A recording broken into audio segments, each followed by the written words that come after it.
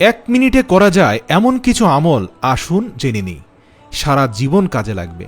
কেননা আমরা আমাদের দৈনন্দিন জীবনে, অফিসে, কর্মস্থলে, ব্যবসা কেন্দ্রে চাইলে কাজের ফাঁকে ফাঁকে ইবাদত বন্দিগি এবং নেক আমলে কাটাতে পারি। এই মাহে রমজানে অফিসের ফাঁকে ফাঁকে অল্প সময়ে অনেক ফজিলতপূর্ণ আমলও করা যায়। আবার মাহে রমজান ছাড়াও বছরের 12টি মাসেই অল্প বেশ আমরা কিন্তু কাজের ফাঁকে ফাঁকে এই আমলগুলো চালিয়ে যেতে পারি। কারণ এই আমলগুলো করতে সর্বোচ্চ 1 মিনিট কিংবা সর্বোচ্চ 2 মিনিটের বেশি সময় লাগে না। কিন্তু এই কাজের ফাঁকে এই আমলগুলো যদি করতে পারি, এতে আমরা অনেক সওয়াব পেতে পারি। শুধু 1 মিনিটের আমলে আমল নামায় অনেকগুলো সওয়াব এবং পুণ্য লেখা হয়ে যায়। 1 নম্বর হচ্ছে মনে মনে দ্রুত গতিতে 3 বার সূরা ফাতিহা পড়া যায়। 2 নম্বর হচ্ছে সূরা ইখলাস অর্থাৎ কুল হুয়াল্লাহু আহাদ মনে মনে দ্রুত গতিতে অনেকবার পড়া যায়। সূরা ইখলাস একবার পাঠ করলে পবিত্র কোরআনের 1/3 পড়ার সমান সওয়াব পাওয়া যায়। চেষ্টা করলে পবিত্র কোরআনের 1 পৃষ্ঠা পাঠ করা যায় অথবা মুখস্থ একটি সূরা পড়া যায়। 4 নম্বর হচ্ছে পবিত্র কোরআনের ছোট একটি আয়াত মুখস্থ করা যায়। 5, এই দোয়াটি 20 বার পড়া যায়। উচ্চারণ হচ্ছে লা ইলাহা ইল্লাল্লাহু ওয়াহদাহু লা শারীকা লাহু লাহুল মুলকু ওয়া লাহুল হামদু ওয়া হুয়া আলা কুল্লি শাইইন কাদির।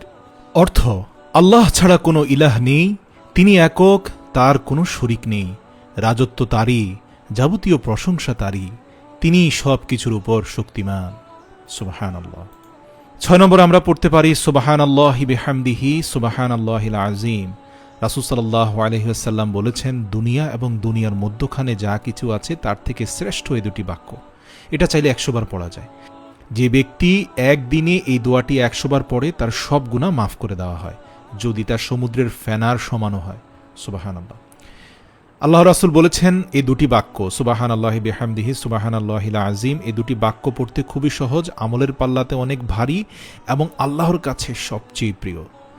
8 নম্বর হচ্ছে প্রিয় নবী হযরত মুহাম্মদ সাল্লাল্লাহু আলাইহি সাল্লাম ইরশাদ করেছেন, সুবহানাল্লাহ, আলহামদুলিল্লাহ, লা ইলাহা ইল্লাল্লাহ, আল্লাহু আকবার পাঠ করা। রাসূল সাল্লাল্লাহু আলাইহি সাল্লাম বলেছেন, যা কিছুর উপর সূর্য উদিত হয়েছে সব কিছু থেকে আমার কাছে অধিক প্রিয় এই 3টি বাক্য। সহিহ মুসলিম হাদিস নম্বর 2695। 1 মিনিটে বাক্যগুলো 15 থেকে 18 বার পড়া যায়। এই বাক্যগুলো আল্লাহর কাছে সবচেয়ে প্রিয়, সর্বোত্তম কথা এবং আমলের পাল্লায় এগুলোর ওজন অনেক বেশি। 9 নম্বর আমরা পড়তে পারি লা হাওলা ওয়ালা কুওয়াতা ইল্লা বিল্লাহ। এর অর্থ হচ্ছে আল্লাহ ছাড়া কোনো উপায় নেই, সামর্থ্য এবং কোনো শক্তি নেই। হযরত ওমর রাদিয়াল্লাহু তাআলা আনহু তার খেলাফতের আমলে সারা দিন শুধু এই দোয়াটি পড়ে যেতেন।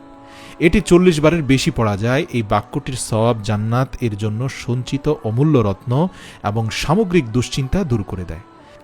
10 নম্বরে আমরা পড়তে পারি লা ইলাহা ইল্লাল্লাহু মুহাম্মাদুর রাসূলুল্লাহ। এটি প্রায় 20 বার করে পড়া যায়।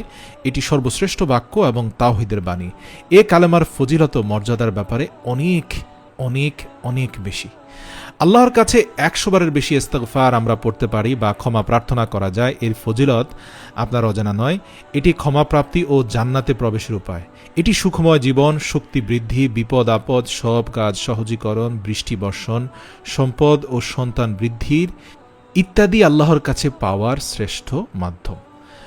এছাড়াও 1 মিনিটে আপনি সংক্ষেপে কিছু কথা বলতে পারেন, যা দ্বারা আল্লাহ তাআলা হয়তো আপনার কোনো কল্যাণের পথ খুলে দিবেন। সেটা আপনি আপনার মতো করে পড়তে পারেন। প্রিয় নবী সাল্লাল্লাহু আলাইহি ওয়াসাল্লামের উপর 50 বার দুরূদ শরীফ পাঠ করা যায়। সাল্লাল্লাহু আলাইহি ওয়াসাল্লাম পড়লেও কিন্তু দুরূদ পাঠ হয়ে যায়। প্রতিদানে আল্লাহ তাআলা আপনাকে 500 নেকি দান করবেন।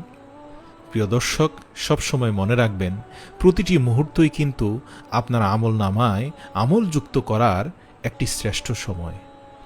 সূরা আসরে আল্লাহ তাআলা বলে দিয়েছেন, সে সফল হয়েছে যে ঈমানের সাথে আমলে সলে করেছে।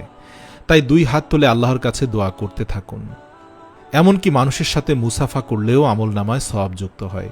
কোনো ব্যক্তিকে মন্দ কাজ থেকে নিষেধ করতে পারেন, ভালো কাজের আদেশ করতে পারেন, অশ্লীল আলাপ আলোচনা থেকে উঠে আসতে পারেন, একটা অশ্লীল দৃশ্য দেখে মুখকে ঘুরিয়ে নিতে পারেন, দুশ্চিন্তাগ্রস্ত মানুষকে সান্ত্বনা দিতে পারেন, রাস্তা থেকে ক্ষতিকারক কোনো বস্তু অপসারণ করতে পারেন। প্রিয় দর্শক, প্রত্যেকটি কাজই আপনার নেক আমলনামাকে ভারী করতে থাকবে এবং কিয়ামতের ময়দানে এগুলো আপনার চোখ এবং চেহারার নূর হবে ইনশাআল্লাহ।